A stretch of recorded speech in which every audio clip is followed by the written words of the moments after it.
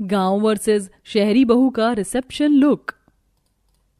अरे वाह, मेरी बहुएं आ गई। चलो बहुओं, अब जल्दी से इस कलश को गिराते हुए अंदर आ जाओ।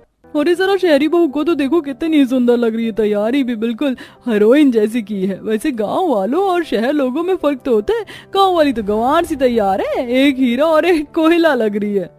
किसने कहा कि गांव वाले गंवार होते हैं? गांव वाले वो कर दिखाते हैं जो शहरी लोग नहीं कर पाते, और मुझे तो शहरी बहू से ज्यादा अच्छी गांव वाली बहू लग रही है। मेहमान ऐसे ही शालिनी के पीछे उसकी बहुओं पर बातें बनाने लगे कि तभी शालिनी बोली, अरे अरे बस करो, मेरी बहुओं का गृह प्रवेश हो रहा है, और वैसे मैं सच बताऊं तो मेरी शहरी बहू ज्यादा अच्छी लग रही है। गांव वाली गांव के हिसाब से तैयार है, और शहर वाली शहरी, और मेरी शहरी बहू शहरी हीरोइनों की तरह तैयार है। शालिनी की बात सुनकर शहरी बहू रिधिमा के भाव चढ़ गए, तो वहीं गांव वाली बहू रूपा बस उदास सी हो गई। रिधिमा और रूपा की शालिनी के बेटों से आज ही शादी हुई थी। दोनों बहुएं गृह प्रवेश की रस्म के लिए अपने ससुराल की चौखट पर खड़ी हुई थी। कुछ ही देर में उन दोनों का गृह प्रवेश भी हो गया, जिसके बाद दोनों बहुओं को घर के सोफे पर बैठा दिया गया। विदाई में देर हो गई थी, तो जल्दी से मुंह दिखाई की रस्म भी कर लेते हैं। वक्त भी ज्यादा हो रहा है, और फिर उसके बाद बहुओं को भी इनके कमरों में आराम करने को भेज देंगे। शालिनी की बात सुनकर सारी औरतें बहुओं की मुंह दिखाई करने लगी और एक एक आगे आई और बहुओं को तोहफे देने लगी। ये लो ब्यूटीफुल बहू, वैसे रिधिमा तुम आज बहुत प्यारी लग रही हो, बिल्कुल बॉलीवुड के किसी हीरोइन की तरह। वो औरत बस रिधिमा की तारीफ करके चली गई। ऐसे ही फिर दूसरी औरत सामने आई। तुम्हारा लहंगा, बाल, मेकअप सभी कितने प्यारे हैं, सच में तुम तो किसी एंजल की तरह हो। ये लो। सभी इसी तरह से बस रिधिमा की ही तारीफ कर रहे थे। ऐसे ही सिलसिला जारी था, जिसकी वजह से रिधिमा के सोफे पर बैठे बैठे ही भाव चढ़ने लगे। अरे वाह, सभी मेरी कितनी तारीफ कर रहे हैं। आज की महफिल में मैं तो इस गंवार के आगे छा गई।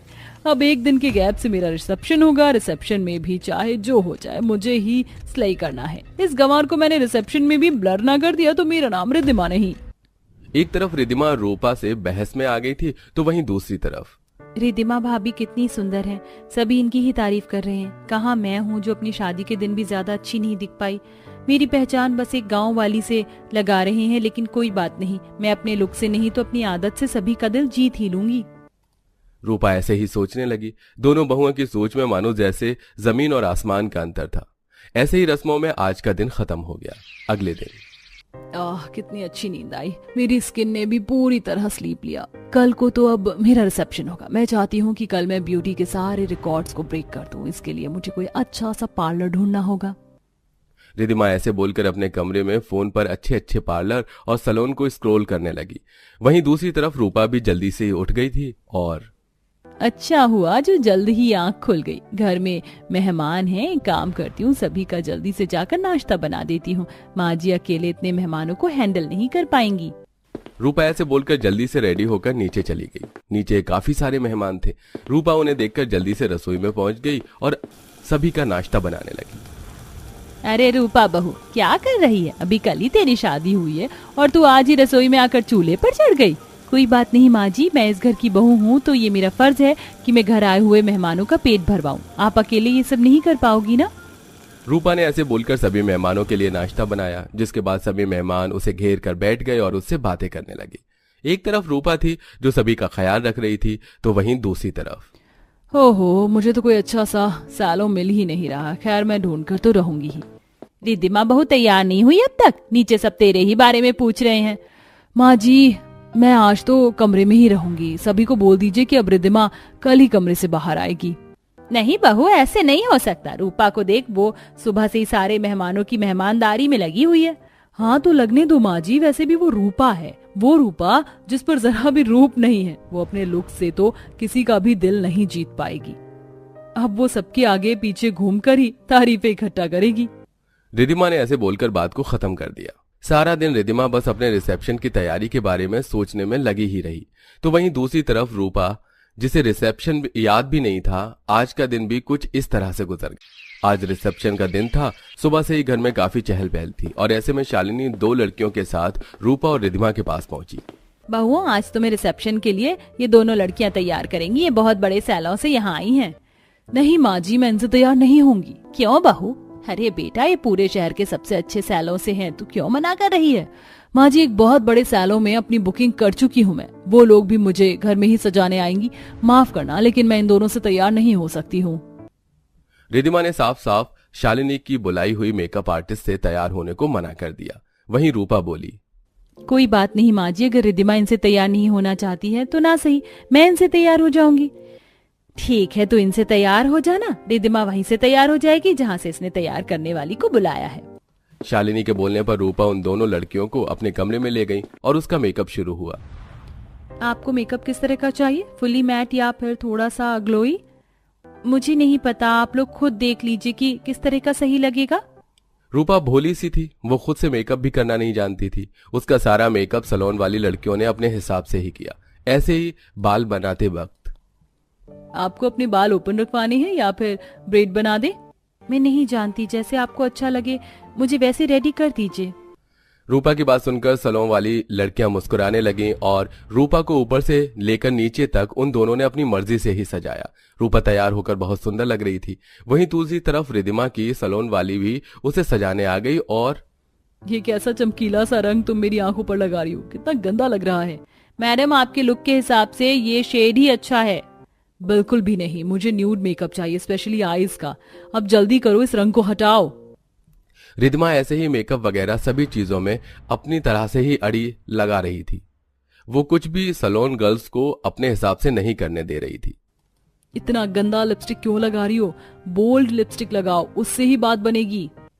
रिद्धिमा ऐसे ही पूरी अपनी मर्जी से तैयार हुई, जिसकी वजह से उसकी तैयारी का कोई तालमेल नहीं बैठ पाया और वो अजीब सी लगने लगी।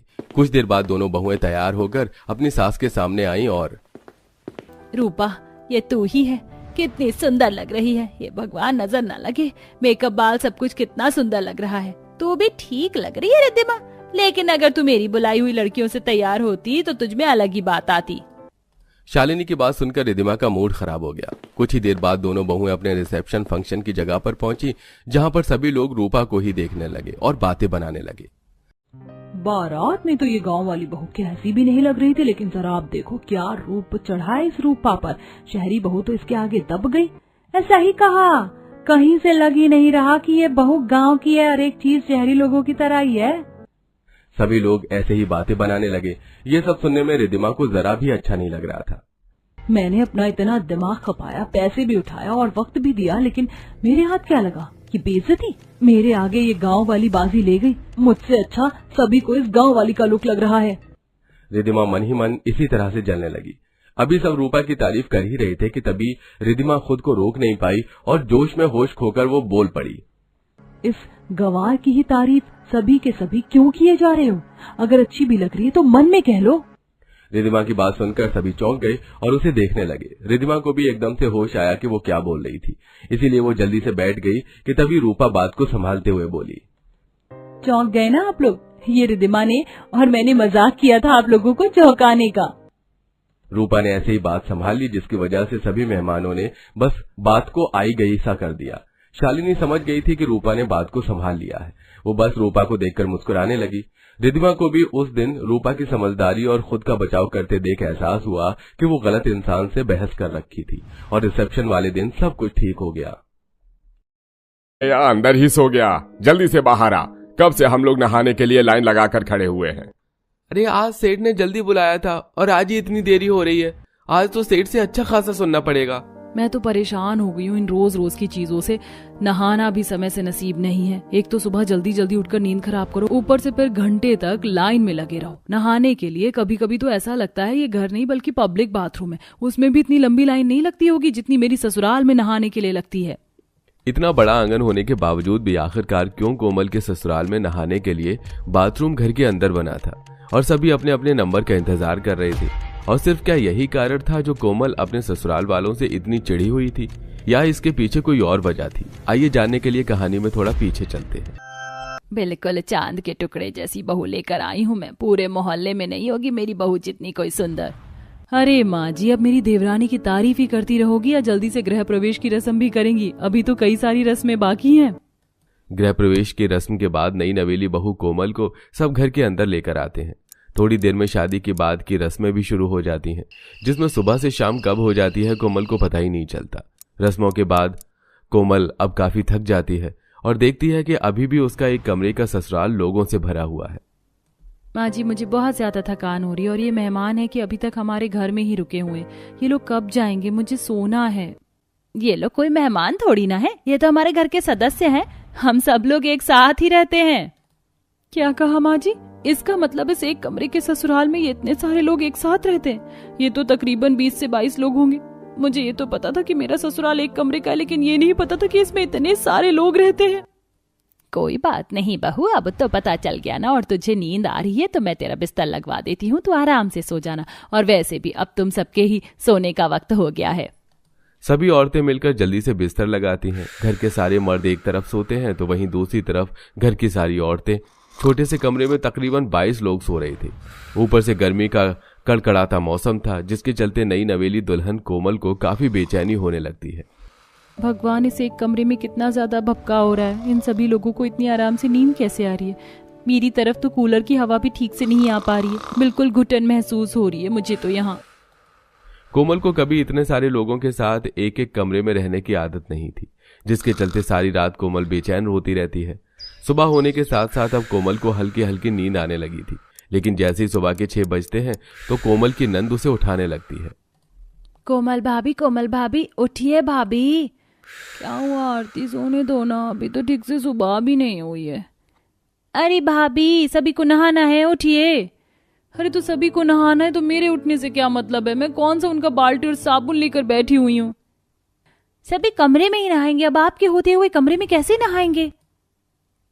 क्या कहा तुमने? कमरे के अंदर नहाएंगे? 22 लोग रह रहे हैं, ये क्या कम है जो अब सभी को इस कमरे में ही नहाना है? भाभी, चूल्हे के पास जो वो नल और चबूतरा बना हुआ है ना, वही हमारा बाथरूम है। जब एक नहाता है तो बाकी सब बाहर खड़े होकर उसके नहाने तक का इंतजार करते हैं। अब जल्दी से उठिए। कोमल समझ नहीं पाती कि उसके साथ क्या हो रहा है। कोमल की दोनों नंद उसे घर के बाहर ले जाती हैं और अब एक एक कर सब नहाने लगते हैं। आखिर में जब कोमल का नंबर आता है और वो नहाने के लिए घर के अंदर जाती है तो ची साबुन पर कितने सारे बाल लग रहे हैं। ऊपर से इन्होंने इतना गीला भी कर दिया है, मेरे तो बिल्कुल भी मन नहीं कर रहा है। घिन सी आ रही है मुझे तो। एक कमरे में 22 लोग रहते हैं, ऊपर से इस कमरे में नहाना भी है। बेचारी कोमल कुछ नहीं कर पाती और बड़बड़ाते हुए कोमल जल्दी से नहा धोकर तैयार हो जाती है। सोने नहाने के साथ साथ उस एक कमरे में ही मिट्टी के चूल्हे पर कोमल को खाना बनाना था। सभी लोग खाने के प्लेट लेकर बैठे होते हैं तो वहीं बेचारी कोमल 22 लोगों के हिसाब से चूल्हे पर गर्मी में खाना बना रही होती है। भाभी, ये ठंडी ठंडी रोटी क्या दे रही हैं? जरा गरम गरम रोटी दीजिए। बहू, कब से दाल मांग रहा हूं, जरा मुझे दाल दे दो। सभी को खाना देने के चक्कर में कोमल के लिए ही खाना नहीं बच पाता। इतनी जोरों की भूख लग रही थी, इन सभी लोगों ने इतना ठूसा कि मेरे लिए एक रोटी तक नहीं बची। लगता है पानी पीकर ही काम चलाना पड़ेगा। दोनों बड़ी जेठानियां अपने बच्चों को ही संभालने में लगी रहती थी। वो नंद भी कॉलेज जाती थी तो इसलिए घर के काम अब कोमल को ही करने पड़ते थे। सुबह की निकली हुई कोमल कड़ी दोपहर में 22 लोगों का राशन लेकर लौट रही थी। भगवान, बिल्कुल गधे मजदूरों सी जिंदगी हो गई है मेरी। एक तो 22 लोगों से भरा ससुराल, ऊपर से सबको एक एक कमरे में रहना, खाना पीना, सोना है। ऐसे ही कई दिन गुजर जाते हैं। सबके नहाने के बाद कोमल जैसे ही अब नहाने के लिए जाती है तो देखती है कि नल में एक पानी की बूंद भी नहीं है। इन परेशानियों से बेचारी कोमल काफी दुखी थी। जब कोमल दिन में सोने की कोशिश करती है तो उसकी जेठानी के दोनों बच्चे काफी ज्यादा शोर मचाते हैं। भाभी, अपने बच्चों को चुप करवा लीजिए। वैसे सुबह जल्दी उठने के चक्कर में मेरी नींद पूरी नहीं हुई है, सर में दर्द हो रहा है, ऊपर से आपके बच्चे भी कितना ज्यादा शोर मचा रहे हैं। बच्चे हैं तो शोर तो मचेगा ही ना। बाहर कितनी कड़क धूप हो रही है, अब इस धूप में तो बच्चों को बाहर मैं खेलने के लिए भेजूंगी नहीं। कोमल सिर पकड़ के कोने में बैठ जाती है। एक ही घर में होने की वजह से सभी लोग एक दूसरे के सामान का इस्तेमाल करते थे। कोमल की नंद साक्षी उससे पूछे बिना कभी उसका मेकअप तो कभी उसके कपड़े ले लिया करती थी, जो कोमल को बिल्कुल भी पसंद नहीं था। साक्षी, कितनी बार कहा है तुमसे कि मेरी चीज मुझसे पूछकर इस्तेमाल किया करो। पता है, ये लिपस्टिक मैं कल ही लेकर आई थी और तुमने इसे इस्तेमाल कर लिया। क्या हुआ भाभी, मैंने आपकी लिपस्टिक इस्तेमाल कर ली, कौन सा एक दिन में ही खत्म कर दी? अभी तो पूरी की पूरी है, आप इसे इस्तेमाल कर सकती हो।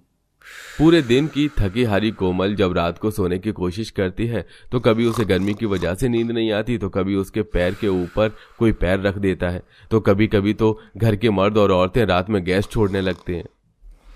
ऐसा लगता है किसी ने डब्बे में डालकर मुझे बंद कर दिया है। कितनी गंदी गंदी बदबू आ रही है, ऐसा लग रहा है कि अभी उल्टी कर दूंगी। ऐसे ही कई दिन गुजर जाते हैं। आज फिर से कोमल को अपने ससुराल वालों की सारी लाइन में नहाने के लिए लगना पड़ता है। तकरीबन 1 घंटा हो गया था और बेचारी कोमल का तो नंबर ही नहीं आता। क्या मुसीबत है, 1 घंटा हो गया लेकिन अभी तक मेरे नहाने का नंबर नहीं आया। मुझे नहाना ही नहीं है। गुस्से से तिलमिलाते हुए साक्षी आंगन में बैठ जाती है। हर दिन कभी खाना न मिलना, ठीक से नींद पूरी न होना और नहाने के लिए घंटे तक लाइन में लगाना, इससे अब काफी ज्यादा वो परेशान हो चुकी थी। और आज जब कोमल देखती है कि उसकी नंद ने फिर से बिना उससे पूछे उसका लाया हुआ नया सूट पहन लिया, तो वो अपने गुस्से को अपने अंदर नहीं रख पाती और सब पर ज्वालामुखी की तरह फूट पड़ती है। बस अब बहुत हो गया, मैं ये सब और बर्दाश्त नहीं कर सकती। एक तो सभी को इस एक छोटे से कमरे में रहना है, 22 लोगों से भरे इस ससुराल में मेरा सर दर्द होता है। ना रात को सुकून है, ना दिन को चैन। खाने को भी कभी ठीक से नहीं मिलता, नहाने के लिए भी लंबी लाइन लगानी पड़ती है। ऐसा लगता है शादी करके ससुराल नहीं बल्कि किसी चौल में आ चुकी हूँ। अरे वहाँ के लोगों की जिंदगी भी मुझसे तो अच्छी ही होती होगी। बस अब मैं और आप लोगों के साथ इस एक कमरे में अपना गुजारा नहीं कर सकती। कोमल सही कह रही है। शुरुआत में तो हम सब आराम से रह रहे थे, लेकिन जैसे जैसे हमारा परिवार बढ़ा वैसे वैसे अब मुझे भी लग रहा है कि इस एक कमरे में हम 22 लोग नहीं रह सकते। भैया भाभी ठीक कह रहे हैं। ये बात तो कब से मेरे भी मन में थी, लेकिन छोटी होने की वजह से मैं आप लोगों से कभी ये बात नहीं कर पाई कि हम सब कब तक इस कमरे में अपना गुजारा करेंगे। हमें पढ़ाई भी करनी होती है, शोर शराबे की वजह से हम पढ़ाई भी नहीं कर पाते। शुरुआत से एक साथ एक कमरे में रहने की वजह से मैं तो कभी ये सोचा ही नहीं कि जब आगे परिवार बढ़ेगा तो बहू और बच्चों को दिक्कत भी हो सकती है। अब हमें ही मेहनत करके पैसे जोड़ने होंगे ताकि हम इस कमरे को 4 से 5 कमरे में बदल सके और सब एक साथ आराम से रह सके। सभी लोग मिलकर फैसला करते हैं और अपने खाने पीने की क्वांटिटी को कम कर राशन के आधे पैसे बचाते हैं। 2 से 3 महीने में ही ये लोग इतने पैसे बचा लेते हैं जिसकी मदद से वो अब 4 कमरे बनवाते हैं। और अब कुल मिलाकर इन 22 लोगों के परिवार में 5 कमरे होते हैं, जिसमें से 2 अलग अलग कमरे में बहू बेटे और बच्चे रहते हैं, तो बाकी के कमरों में नंद देवर और सास ससुर। साथ ही ये लोग आंगन में अब 2 बाथरूम और घर के अंदर एक बड़ी सी रसोई भी बनवा लेते हैं, जिससे अब ना ही किसी को सोने में दिक्कत होती है और ना ही खाने पीने में।